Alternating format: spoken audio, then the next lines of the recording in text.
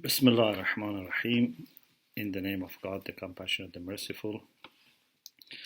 I am very grateful to God for giving us this blessing of meeting again. And without exaggeration, every time we meet is a real gift and something which is always fresh. It's not a repeated gift. It's a kind of ongoing, not repeated. The topic for tonight is, I think, very important for all of us, what we can offer to God. But I think knowing the answer for this, while still we are in journey, is difficult. You find the best answer at the end. Hopefully not by correction. That's like you have gone to wrong direction, but maybe by kind of, if you are lucky, recognition. If not very lucky, maybe by minor correction. So I don't know. It's a very difficult topic. I think we religious people have different responses, different attitudes to this question. Many times we start with thinking that there are certain actions that we should do for God. Because I think for human beings, actions are very important. Sometimes when we say to people, we love you, they say, okay, what have you done for me? Action should show that you love me, because otherwise there's no... Just words. Yeah, no reality maybe. So maybe we think that we should also do something for God to show our love, which is to some extent correct. We have to do something. But I think when we do something, even if we do it sincerely for the sake of God, still this is not enough. Still you are like a person who has a contract with employer, for example. There are two parties. They have agreed on a kind of contract. I do this for you and you do this for me. For God, we do this for you, you give us heaven, for example. You give us this reward. This mentality is in minds of many religious people. Maybe most of religious people have this mentality that they have their personal life, but they want to engage with God, but like a partnership, that you are very careful that for everything that you give, you take something back. And with God, we try to take more because we know He's generous. We don't want to take advantage. We always take more from God. But more than our actions, is very important that we give our heart to God. Because heart is where our very understanding of ourselves is made. If you know someone's heart, you know that person perfectly. If you know what that person does, it's not enough. It's good, but not enough. If you know what he believes, good, but not enough. What he says, but if you can see into the heart of people, then you can have the whole picture. And this is why sometimes we cannot even know about ourselves, because our heart is covered under many, many, curtains. That even I don't know about myself, and I need a very a striking event or something unexpected to happen that I know something about myself. Sometimes people even don't know about their children unless something happens. There are people, for example, who think maybe their son or daughter can be a very good husband, very good wife. But the truth is that you don't know this person after marriage. He's a nice boy for me as a son, but he's going to be a nice husband, for example, nice girl, nice wife. You don't know. He seems a good person, but after he has power, position, what he's going to become, we don't know. Because human heart is very complicated. It has many layers. And even the person himself needs lots of careful examination to understand what is in his or her heart, let alone other people. But if you can give your heart to God, and little by little, of course, make sure that every inch of your heart is given to God, then I think this is a good sign of success. We have a beautiful hadith saying that al-qalbu haramullah, heart is the sanctuary of God. La tuskin haramallah ghayrallah.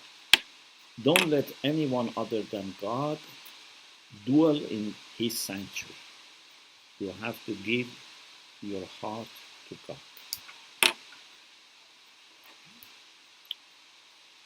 Then I was thinking we can look at this from another perspective. Because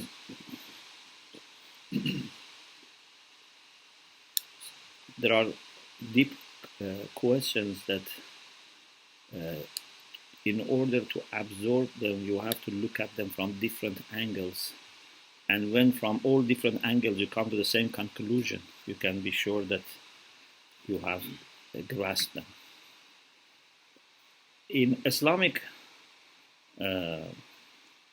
spirituality, we have a distinction between worshiping God and serving God, between worshipper and servant. Unfortunately, nowadays, especially in some languages, to talk about servant looks not very nice. So, servants of God, we should be servant of God, we should serve God, Unfortunately, little by little, they are becoming odd terms. Of course, we should not stop using them.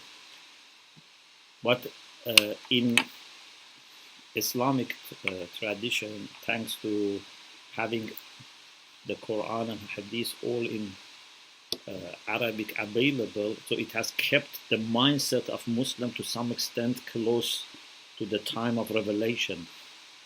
And sometimes we better understand Arabic of that time than Arabic of today, because our mind is very much focused on those texts of the early centuries. So we have Abid and we have Abd. Abid is worshipper.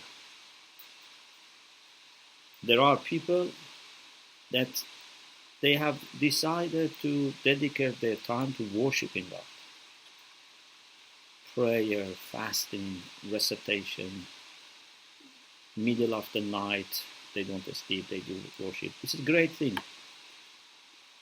But this is not enough, because this is mostly through action. You do certain things for God.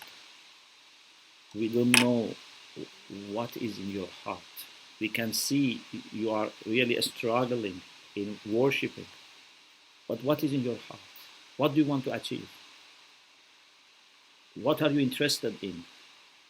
Are you interested in getting reward from God, getting heaven from God, having, some spiritual power What do you want to gain? We don't know.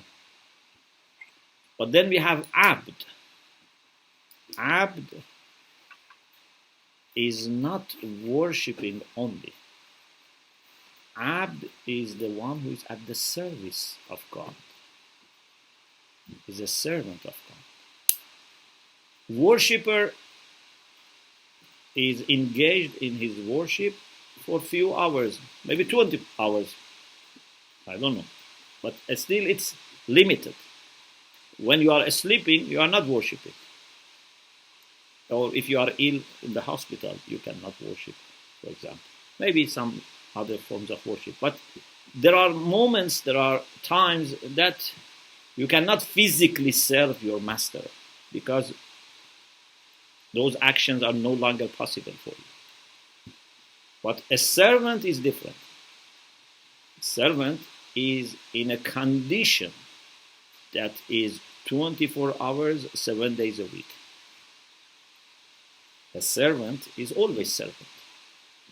Even an old servant is servant. A servant who cannot physically do anything for his master is a servant. A servant who is ill is a servant.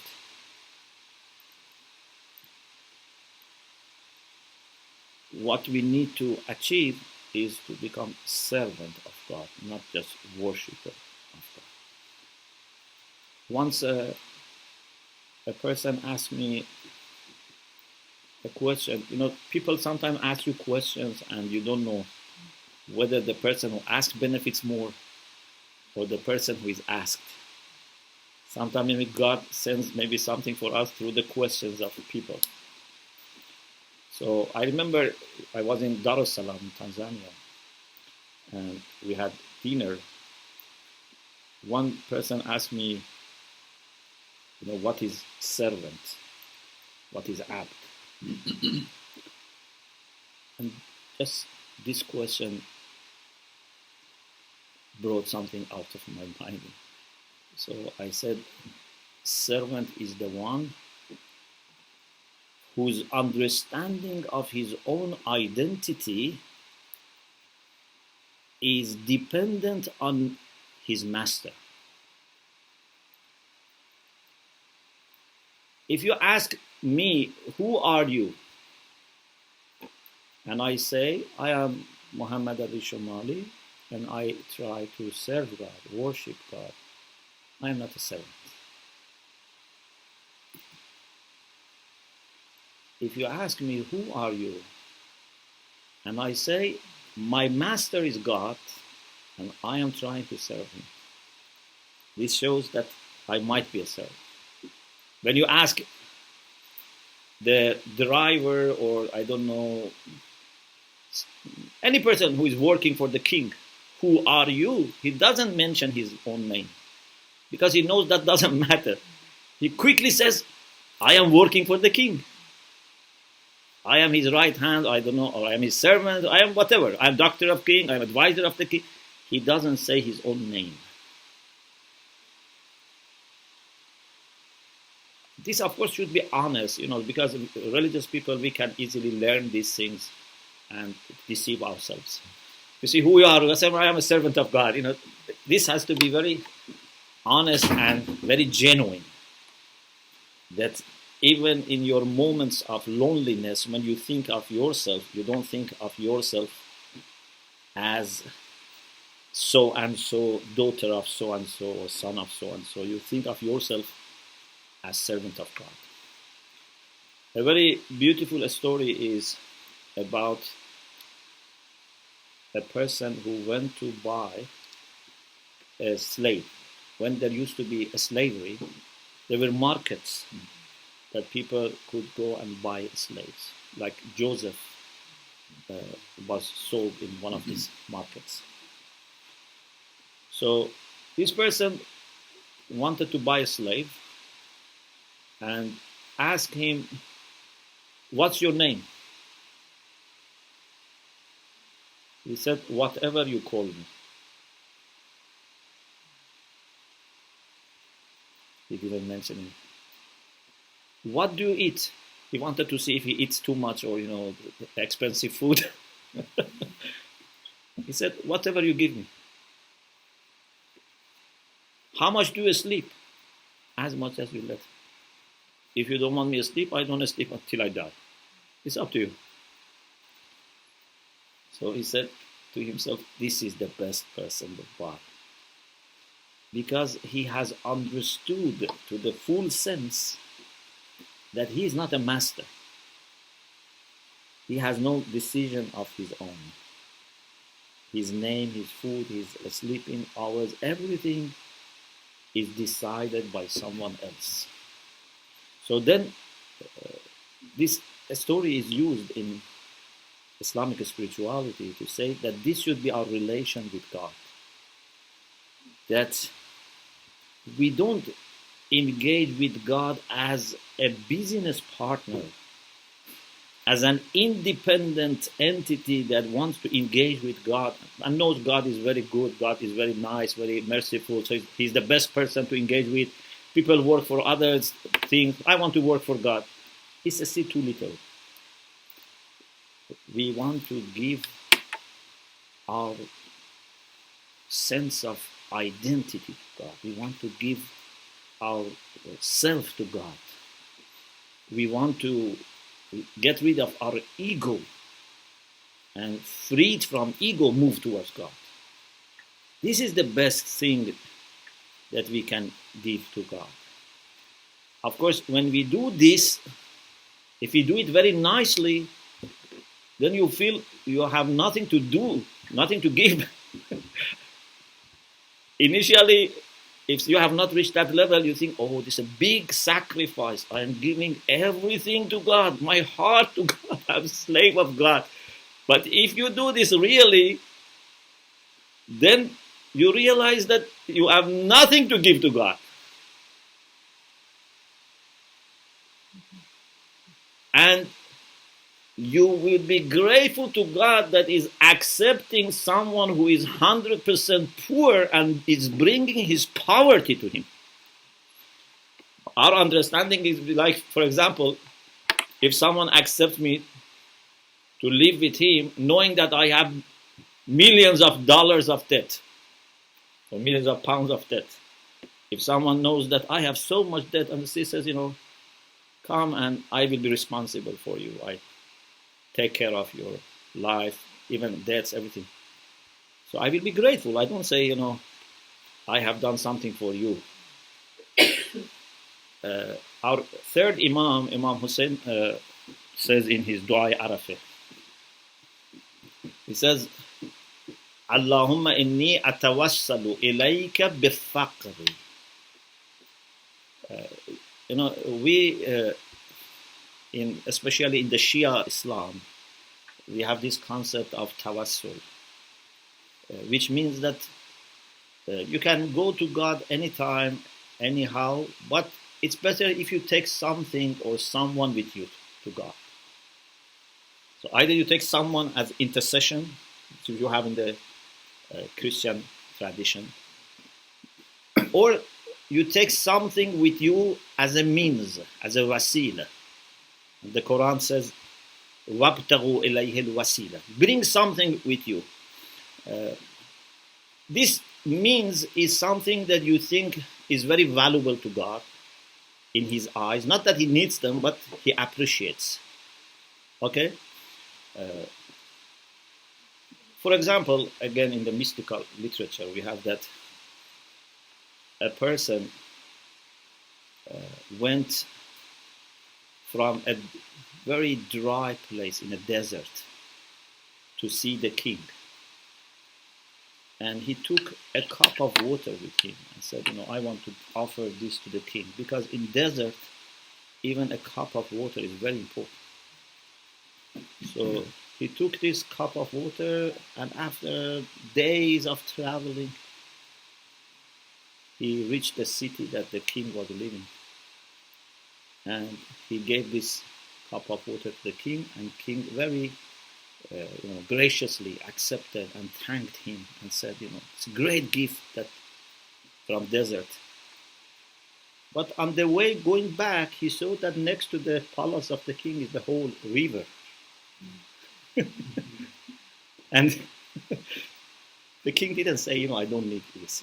He has all the river, but he said, thank you very much. So we should take something to God as a means, not because he needs, but as a sign of, offer, not kind offer. So this concept is very important in Shia spirituality, that we do tawassul. So either we take some people with us, or we take some means with us.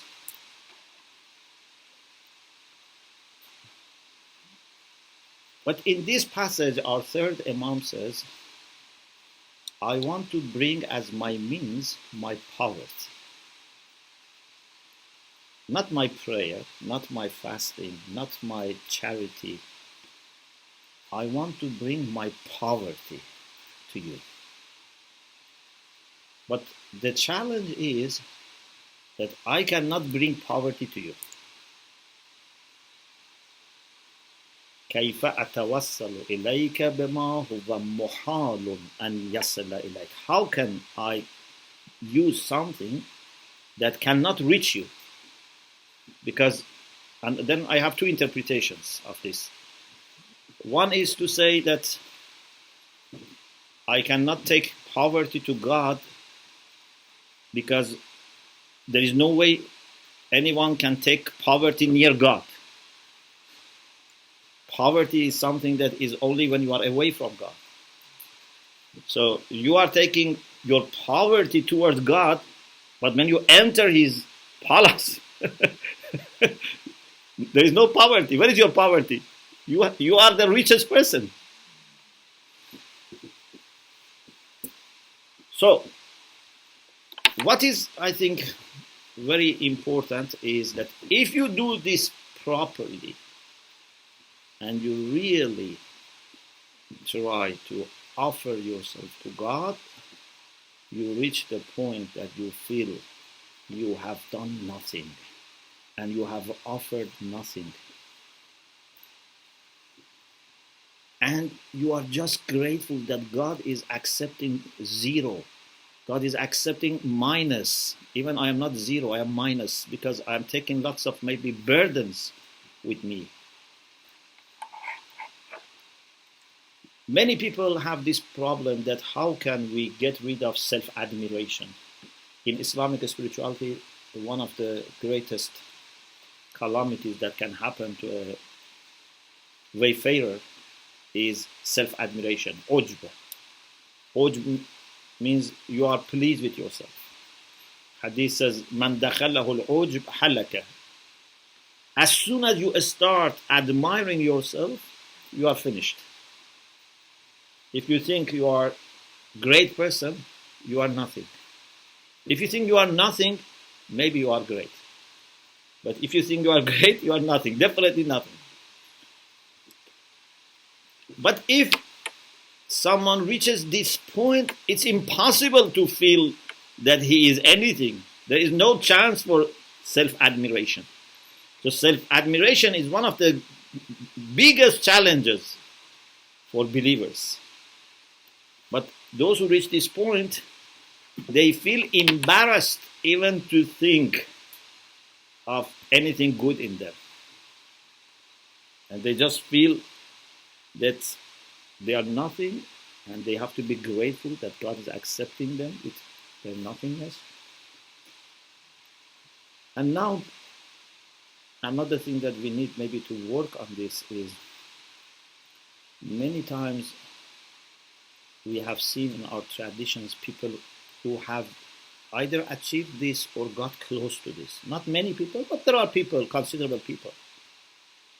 But how a community can reach nothingness? I think this is our challenge for the work for unity.